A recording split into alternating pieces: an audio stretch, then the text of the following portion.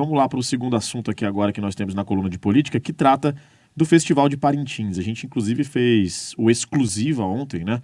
Você entrevistou aqui o Orlando Câmara, o economista Edson Fernandes também, para falar sobre a situação do Festival de Parintins, da importância do Festival de Parintins após aquelas ameaças da não realização do festival. Ah, mas o Caprichoso poderia ir para a Arena. Se não tem garantido, não tem festival, isso que é a verdade. Uma grande ameaça à economia da cidade de Parintins, do estado do Amazonas, para a cultura, para os artistas, enfim. E aí ontem teve um anúncio de novos repasses de verba pública para os bombás, não é isso, Rosiane? Isso, mais de 2 milhões foi anunciado para os dois bois, seria 1 milhão para cada, pelo que eu entendi.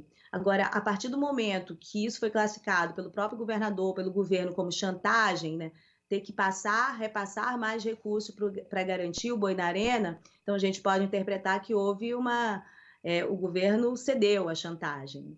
Essa é uma interpretação possível.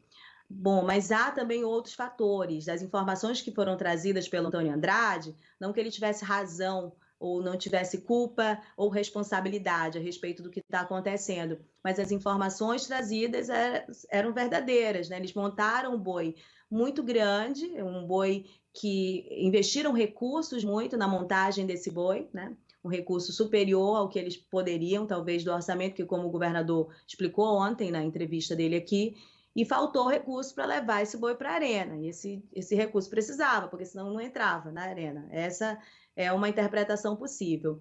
A outra interpretação que a gente pode trazer dos próprios fatos, e aí também com a ajuda técnica das informações que foram trazidas na entrevista de ontem, né, sobre a questão da prestação de contas, o uso do recurso público, é que é necessário de muito tempo que haja uma profissionalização da gestão, né, desses recursos públicos. Isso fica muito claro, você não precisa ser especialista em Festival Folclórico de Parintins para perceber que eles têm uma deficiência. Agora, precisa saber o quanto é conveniente essa deficiência para as pessoas que estão envolvidas nisso, porque já é uma deficiência que se arrasta há muito tempo. Então, prestação de conta, transparência, das verbas que são públicas, isso não faz mal para ninguém, não faria mal que o Ministério Público, os órgãos de controle fossem menos discretos, né, na atuação deles em relação ao uso dos recursos públicos, lá em Parintins também. Isso faria muito bem para o festival. E aí tem mais outros dados que estão repercutindo, as pessoas acabam, do próprio boi, colocando ali algumas circunstâncias, como ocorreu aí esse afastamento do Antônio Andrade, mais uma vez, não eximindo a culpa do Antônio Andrade, né? A gestão é dele. No entanto, o Antônio Andrade apresentou problemas no ano passado e havia uma expectativa que houvesse pelo menos uma renúncia forçada, uma pressão por renúncia dele. E não aconteceu, Rafael. Então, ele não se sustenta sozinho. Ninguém no espaço desse se sustenta sozinho. Ele tem um grupo que o mantém. Dentro do boi, possivelmente um grupo político também que o mantém. E teve uma continuidade. Aí o Antônio Andrade sai e está resolvido o problema.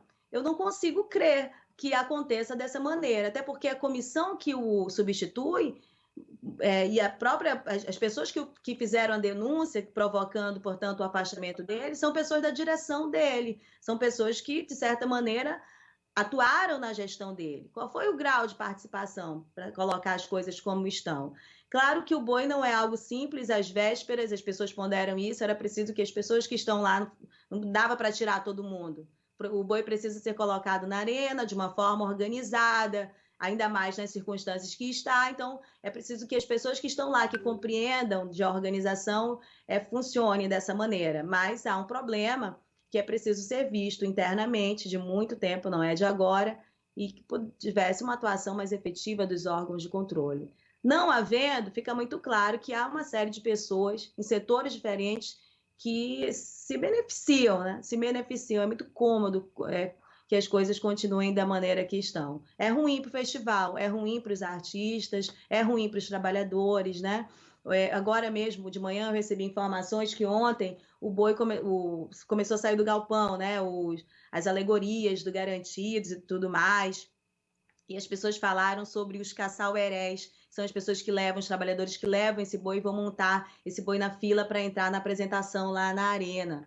E eles todos com EPI, né, funcionando muito bem. Então, veja, Isso acontece por uma atuação do Ministério Público do Trabalho, que tem uma atuação importante, interessante, e houve uma alteração no respeito às normas, né, de segurança de trabalho. Veja, quando um órgão de controle atua em benefício, né, do seu objetivo de existir, as coisas mudam positivamente. Talvez, se não houvesse a atuação do Ministério Público do Trabalho, essa não fosse uma realidade dos trabalhadores. Portanto, se o Ministério Público do Estado, o próprio Ministério Público Federal, porque, como a gente viu ontem, envolve a Lei Rouanet, captação de recursos, então o Ministério Público Federal poderia atuar também, os tribunais de contas, exigindo uma maior profissionalização no uso dos recursos públicos por parte dos bombais, é possível que o festival ganhasse bastante os trabalhadores, a cultura do Estado do Amazonas. Penso que é isso. Rosiane Carvalho, muito obrigado pela coluna de hoje. A gente vai acompanhar os novos capítulos aí em relação à gestão do Boi-Bumbá Garantido, do Boi-Bumbá Caprichoso. E é como você falou, né? A gente até trouxe aqui também no Exclusiva a situação lá que o próprio Antônio Andrade, presidente atual do Garantido, que está envolvido no meio de toda essa situação desastrosa no Bumbá Vermelho e Branco, também passou por uma situação muito parecida lá no início dos anos 2000. Ele foi expulso do Boi-Bumbá, ele foi expulso do quadro social do Boi-Bumbá Garantido e hoje é o presidente do Boi, fazendo tudo isso aí de novo, né, em relação à gestão. Esse é um questionamento que muita gente em Parintins se faz e não entende, não desentender, mas de certa forma a gente entende, né, é a política que envolve também o próprio Boi-Bumbá. Enfim. É um excesso de política, né? A gente Exato. consegue perceber isso, porque ela tem uma relação também com a própria eleição no município de Parintins. A informação que eu tive de bastidores que a manutenção do Antônio Andrade lá tinha esse favorecimento também, esse objetivo em relação, no meio de um processo eleitoral. E tem aí já engata outra eleição, quer dizer, acho que era necessário que as pessoas que são mais ligadas em Parintins, são membros, depois eles começassem a fazer uma discussão a respeito de uma possível ficha limpa, outros critérios na análise que pudesse distanciar mais, porque se ficar refém, não vai sair disso, né?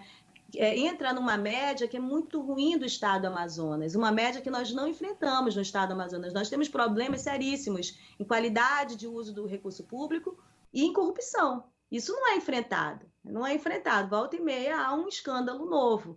E aí o Boi, quando entra nessa linha, acaba usando os mesmos parâmetros, é complicado, é ruim. E aí é por isso que a gente vê a desvalorização dos artistas que poderiam estar em outro patamar. Obrigado, Rosiane, pela coluna de hoje. Logo mais vai estar disponível em todas as nossas plataformas digitais para você que nos acompanha compartilhar, ouvir e reouvir, ouvir novamente quando quiser. Obrigado, Rosiane. Até a próxima. Até a próxima.